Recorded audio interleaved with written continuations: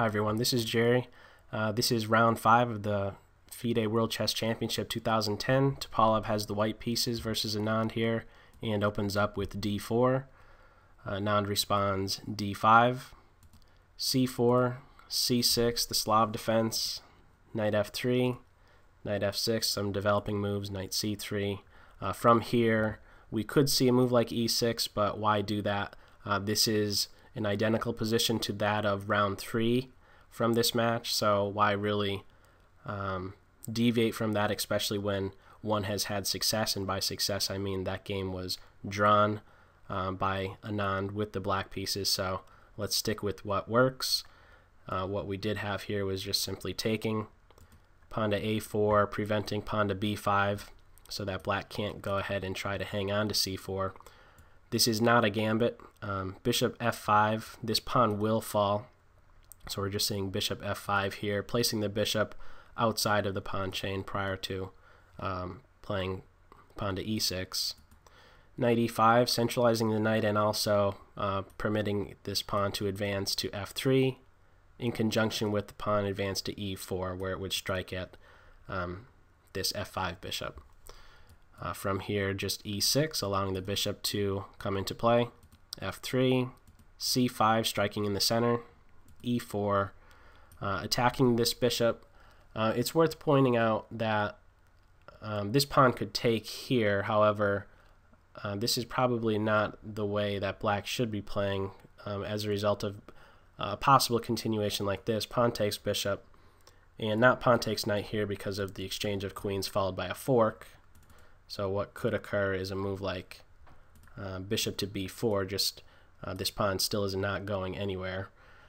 From here we could see bishop takes pawn, pawn takes knight, queen takes queen, king takes queen, and not knight takes pawn here because of just king here. And if this knight is to move or even grab the rook, we'd have pawn takes pawn, discover check, and after the king moves or a block is made, pawn takes rook with the promotion to a queen. So what might occur from this position instead is just castling, king e7, pawn takes pawn, pawn takes pawn. And we have a position here where black is up a pawn. However, as compensation, white has a lead in development and the bishop pair. So that may very well be grounds for a more exciting game. So black does not go into something like this, but instead just continues with round 3 action, which was just bishop back to g6. From here, bishop e3 development and putting another question to the c5 pawn. Pawn takes pawn, queen takes pawn, so the ladies come off. We have an endgame where white is still having to show where there is an advantage. From here, knight on f to d7. This may strike some as a bit awkward. There's a good reason for placing this knight here opposed to this one. The thing to take into account here is black is the side which is a bit more cramped. Black is the side that's looking to exchange pieces, and so the other thing to focus on is that these two minor pieces really are not contributing to the position for as long as white is able to maintain this pawn structure. So it makes sense to want to reroute one of them. The other thing to point out is that if a move like this were played, white can simply just grab this pawn with the knight and maintain some more minor pieces on the board, and black is still having to get these two pieces doing something. So we're seeing knight on f to d7, and from here the knight ends up capturing, but what are the alternatives? If knight takes pawn, well, now this knight can conveniently come to its most natural square, c6, the classical development for the knight, where it not only hits this bishop, but it has thoughts of coming to the hole in the white position on b4. The other possibility is knight takes bishop, but that's not to be recommended. Really, the only thing that white has in this position is to try and show that this bishop here is out of play. So by taking that bishop, let me back up. By taking this bishop, you're actually just helping black out.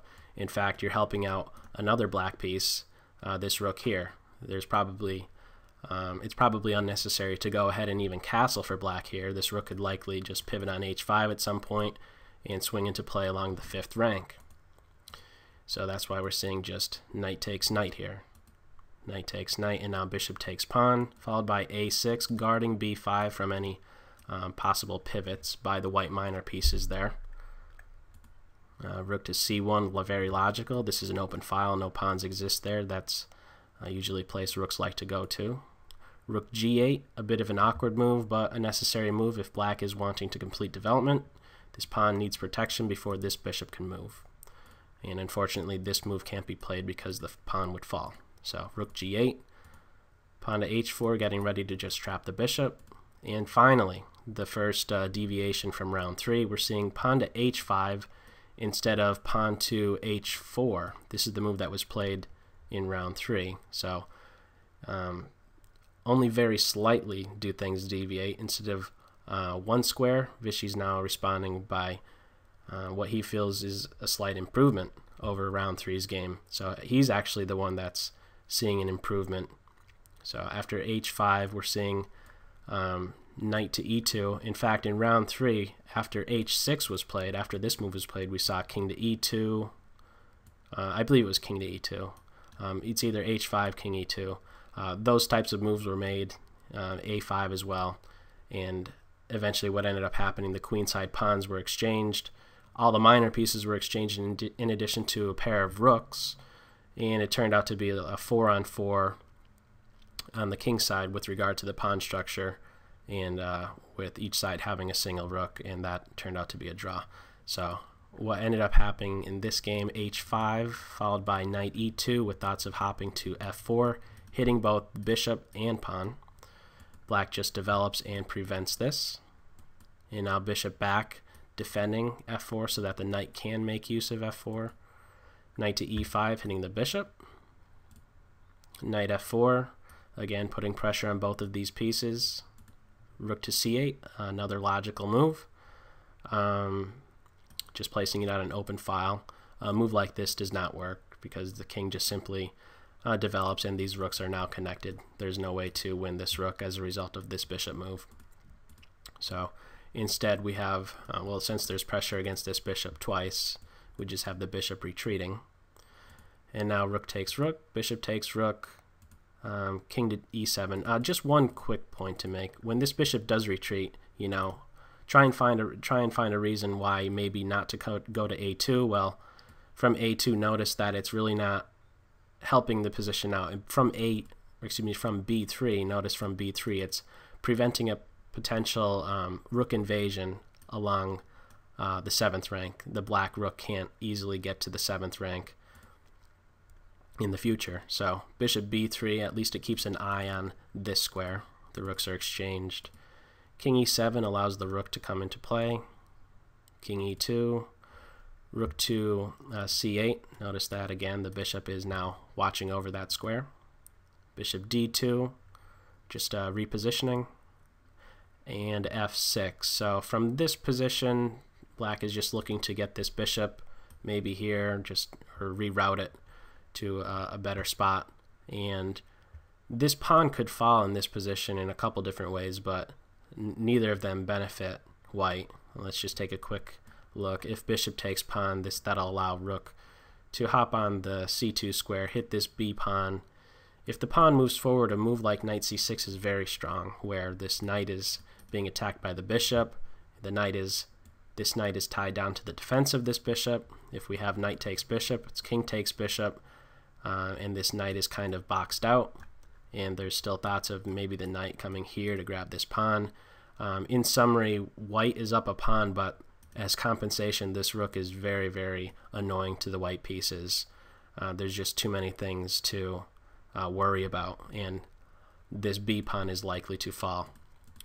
The other try is just knight takes pawn, which would run into bishop f7, knight d4, bishop takes bishop, knight takes bishop, and sure enough, as soon as this bishop no longer is there to defend c2, the rook goes there.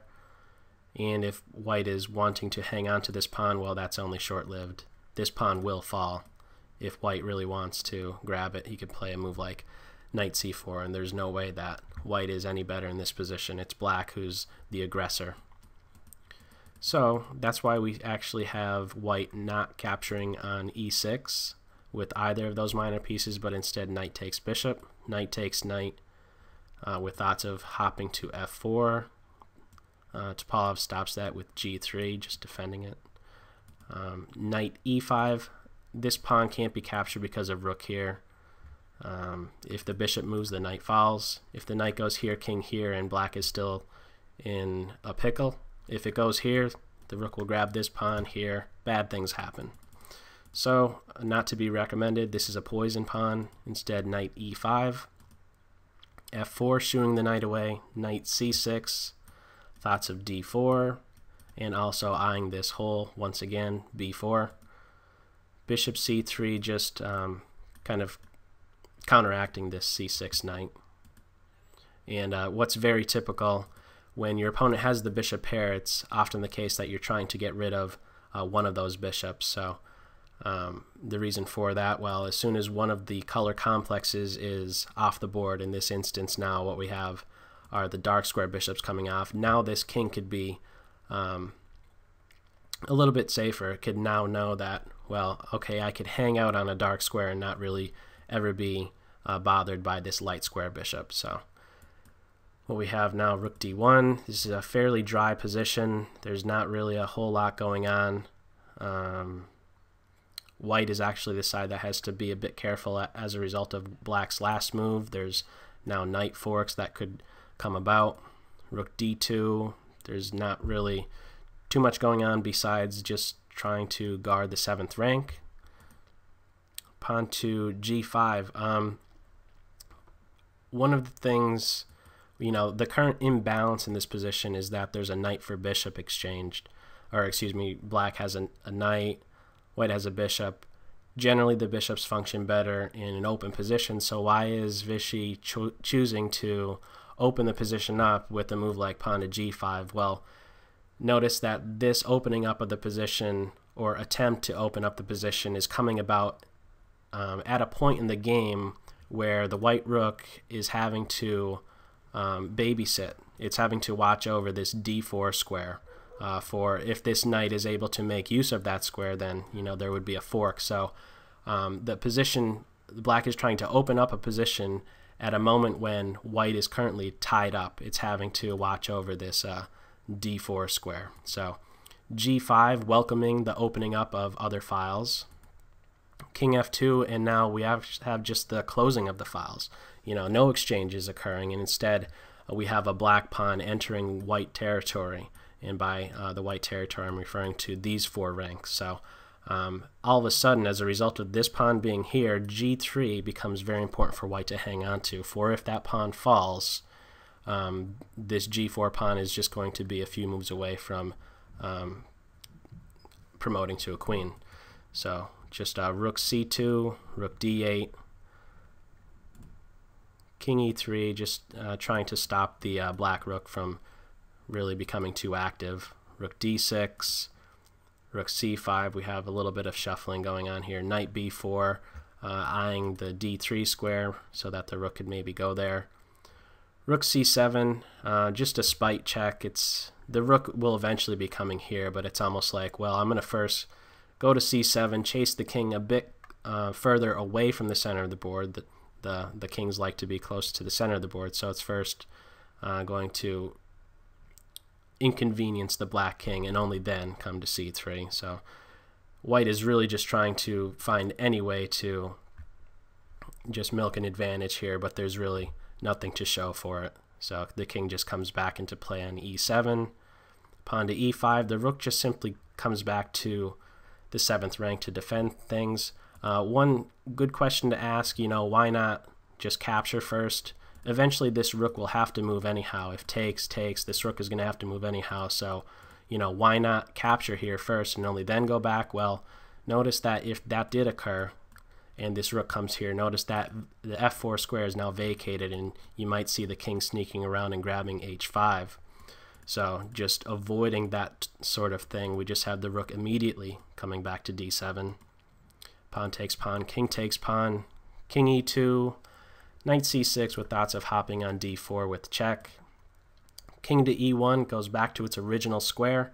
Unfortunately, it has to watch out for annoying knight checks. Knight d4 comes anyhow, hitting the bishop. Thoughts of maybe hopping to f3. The bishop backs up. sort of boxes out the knight, but after a5, we're now in a position where for as long as this knight remains here, this bishop could never move to a square without allowing black to then capture on its very next turn. So it's almost like these two minor pieces are off the board for as long as this knight is maintained on d4. So rook c5, just hitting these 2 points. Knight f5, it shouldn't come as a surprise that black is putting pressure on this g3 point. This is the weakest point in the white position, so it makes sense to want to keep pressure on it. Rook c3, just defense, and that's really the way to do it. If the king tries, well, actually the king can't try. The king is currently tied down to the defense of the bishop, so the rook is having to play back to c3. We have a few repetition of moves, and this game ending in a draw, and the series now at a score of Anand 3 points to Topalov's 2 points, with a race to see who can get 6.5 points first. So that's all for this video. I hope you're able to take something away from it. Take care. Bye.